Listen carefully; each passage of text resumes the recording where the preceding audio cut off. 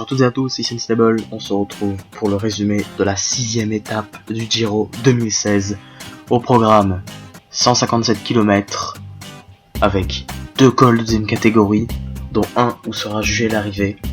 Donc avant de débuter le résumé, je vous propose un gros plan sur le dernier col, 17 km à 4,8% de moyenne, une montée qui est irrégulière et qui comporte un passage à 12%, avec aussi un dernier kilomètre qui va être assez compliqué. Donc pas vraiment de quoi inquiéter les favoris et pas vraiment aussi de quoi inquiéter le maillot rose Tom Dumoulin. On va donc au résumé de l'étape. En début d'étape, on a 3 coureurs qui s'échappent: Egert Zupa de la Southeast, Alessandro Bezzolti de la Nippo Vinifantini et Alexandre Kolobnev de Gazprom. Les coureurs doivent affronter le vent, le froid et la pluie dans l'ascension du premier col de la journée. Et c'est donc Alessandro Bezzolti qui passe en tête du premier Grand Prix de la montagne de la journée. Et dans la descente, on voit que les coureurs sont très vigilants. Et Alexandre Kolobnev est tellement vigilant qu'il se fait reprendre par le peloton. À 70 km de l'arrivée, on a un groupe qui sort de ce peloton. Il est composé de Pim Lingtart, de Tim Wellens et de Laurent Didier, le coureur de la Trek. Ces 3 coureurs vont revenir sur Zupa et Bezzolti à 60 km de la ligne. Et c'est alors que le peloton temporise beaucoup, énormément même, et l'écart grimpe alors à 8 minutes d'avance pour les hommes de tête à 30 km de l'arrivée. Au pied du col, on a Pim Lingtart qui s'écarte. Ce dernier était donc dans l'échappée pour rouler pour Tim Wellens, qui est sûrement le favori dans cette échappée. Et c'est Laurent Didier le premier à placer une attaque. Wellens le rejoint et place un contre. Le Belge s'envole. Alors que dans le peloton, c'est Jakob Fuglsang, le coéquipier de Vincenzo Nibali, qui allume la première mèche. Il est rapidement rejoint par Konstantin Sioutsou, le coureur de la Dimension Data. Ces deux hommes vont avoir presque 1 minute d'avance sur le peloton. Fuglsang sera alors maillot rose virtuel, avant que la Giant de Dumoulin ou encore la Tinkoff de Maïka se mettent à rouler. Le peloton va donc revenir à 20 secondes de Jakob Fuglsang et de Konstantin Sioutsou. Et c'est à cet instant que Vincenzo Nibali place une attaque.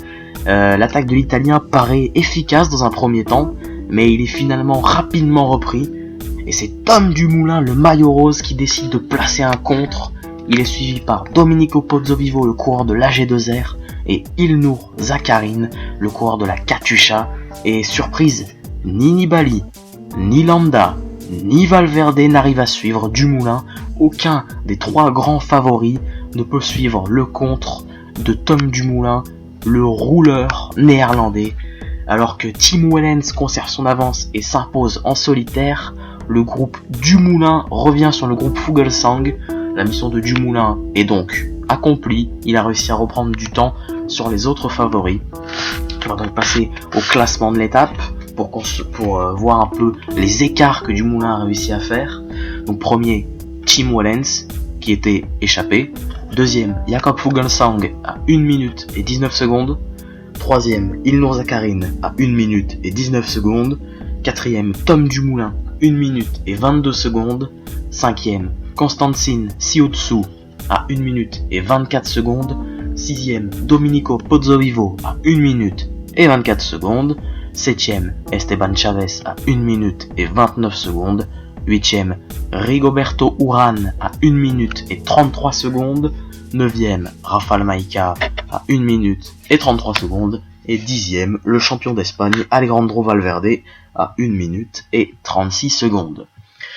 Le classement général, on va pouvoir donc constater les changements. Donc Tom Dumoulin conserve sa tunique. Deuxième, on a Jakob Fuglsang. Il passe donc deuxième du classement général à 26 secondes. Troisième, le russe Ilnur Zakarin à 28 secondes. Quatrième, le maillot blanc Bob Jungels à 35 secondes. Cinquième, Steven Kruijswijk, le coureur de la team Lotto Jumbo à 38 secondes. Sixième, Alejandro Valverde à 41 secondes. Septième, l'italien Diego Ulissi à 41 secondes. Huitième, le Colombien Esteban Chavez à 41 secondes. 9e, le champion d'Italie, Vincenzo Nibali, à 47 secondes. Et 10e, Constantin Siutsu, à 49 secondes. Tom Dumoulin a donc fait un coup de force, alors que Nibali, Landa et Valverde ont été très décevants. Il va falloir prendre Dumoulin au sérieux du côté des équipes des favoris, car il est vraiment en forme sur les routes du Giro. Au niveau des maillots, les 4 porteurs conservent leur bien. Le rose pour Dumoulin, le rouge pour Kittel, le bleu pour Cunego et le blanc pour Bob Jungels. C'est donc la fin de ce Cycling News. Je vous donne rendez-vous demain pour une étape qui pourrait sourire aux sprinters. D'ici là, je vous souhaite une bonne soirée et à demain.